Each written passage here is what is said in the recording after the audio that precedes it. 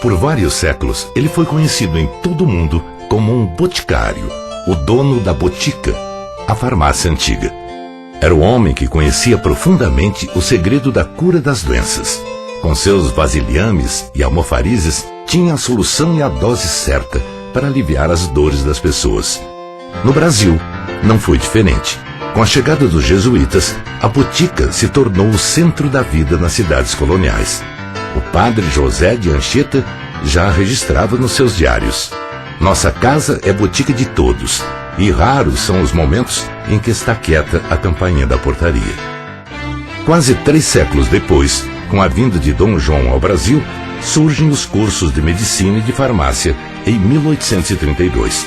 O antigo boticário passava a ser um profissional da saúde com diploma universitário. Trabalhando nas farmácias, nos laboratórios de análises clínicas, nas indústrias de medicamentos, o farmacêutico é um profissional profundamente identificado com a defesa do direito à saúde para todos. São, ao todo, 74 atividades caracterizadas como sendo de atuação do profissional da farmácia. A partir da segunda metade do século XX, a capital do país muda para o Planalto Central e a história da farmácia brasileira vive um novo momento, a criação de um Conselho Federal. Ele surge com a Lei 3.820, de novembro de 1960, assinada pelo presidente Juscelino Kubitschek. A lei cria o Conselho Federal e os Conselhos Regionais. Um grupo de farmacêuticos fez parte desse movimento pela criação do Conselho. Entre eles estava Jaime Torres, que foi eleito o primeiro presidente do Conselho Federal de Farmácia, e seu vice-presidente, Aloísio Pimenta, ex-reitor da Universidade Federal de Minas Gerais. Estava na nossa ideia criar a Ordem dos Farmacêuticos, porque havia naquela época a Ordem dos Advogados, que era praticamente a única atividade que tinha uma instituição como a Ordem dos Advogados do Brasil. E nós resolvemos, com um grupo de farmacêuticos, irmos nos encontrar com o presidente da República, o grande presidente Juscelino Kubitschek, o JK. Ele disse: olha, não vou prometer vocês criar a Ordem dos Farmacêuticos, porque eu estou exatamente enviando ao Congresso Nacional um projeto criando o Conselho Federal de Medicina e os Conselhos Estaduais de Medicina.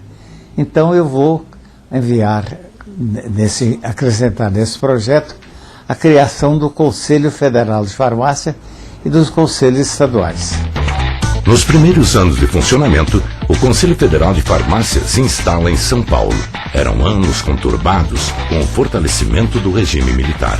Desde a criação do Conselho Federal de Farmácia, uma ideia ocupava mentes e corações dos conselheiros: a mudança da sede para Brasília. Um farmacêutico se engajou especialmente nesta tarefa. Seu nome, Aleixo Prates. Os anos se passaram. No país, os ares da redemocratização já bafejavam todos os recantos da vida pública. Em 1983, o então presidente do Conselho, o farmacêutico Carlos Ceci, se empenhou pessoalmente na transferência da sede para Brasília. Depois de muitas idas e vindas, em dezembro de 1983, adquiriu-se um andar do edifício Seguradoras no centro da capital, um local privilegiado ao lado dos ministérios, da Catedral e do Congresso Nacional. Com a vinda do Conselho Federal de Farmácia para Brasília, uma verdadeira revolução marcou a carreira do farmacêutico. Na gestão seguinte, o presidente Jairo de Souza Santos acompanhou de perto a redemocratização do país. O farmacêutico Renato Barufaldi que ocupou a presidência do Conselho a partir de 1986, foi o responsável pela elaboração de diversas contribuições no campo da saúde ao processo constituinte. Os primeiros anos da década de 90 foram marcados pela criação do Sistema Único de Saúde. Uma grande conquista do Conselho foi a da inclusão da assistência farmacêutica na Lei Orgânica da Saúde, como um direito social dos cidadãos brasileiros. Em 1994, foi construída uma nova sede na Asa Norte de Brasília. No prédio antigo, ficaram a biblioteca, o auditório e o SEBRIM, Centro Brasileiro de Informação de Medicamentos, criado naquela época. Lá funciona também um pequeno museu de objetos farmacêuticos. Crescimento e transformação. Estas são as palavras que melhor traduzem a gestão de Jaldo de Souza Santos à frente do Conselho Federal de Farmácia a partir de 1999.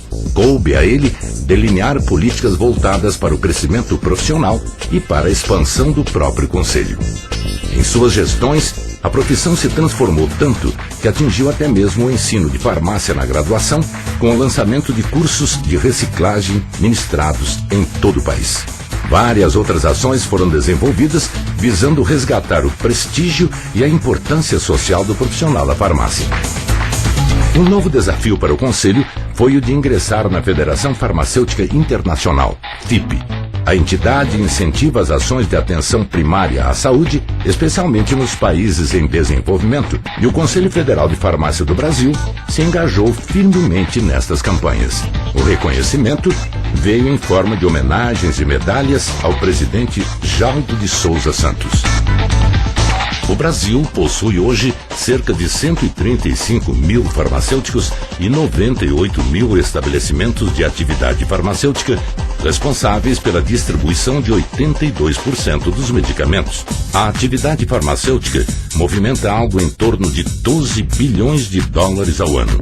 É uma pujança mais econômica do que social, já que nem toda a população tem acesso aos medicamentos. Inverter este eixo, humanizando cada vez mais a atuação do profissional de farmácia, é o objetivo do Conselho Federal de Farmácia para os próximos anos, tornando cada novo farmacêutico um cidadão comprometido com as mudanças sociais de que o Brasil precisa. O novo farmacêutico, esse que está já é egresso da universidade, das novas instituições, ele representa uma ajuda maior à sociedade. Olha bem que o Conselho Federal de Farmácia agora já estabeleceu com o Ministério da Educação um pacto, ou mesmo um projeto em que estaremos fiscalizando, vamos usar essa expressão, fiscalizar, se bem que não é bem isso, é avaliando os custos de farmácias existentes e os custos de farmácias que virão. Há necessidade de que eles possam melhorar dentro o seu conteúdo, dentro dessa nova formação, da formação generalista, sim.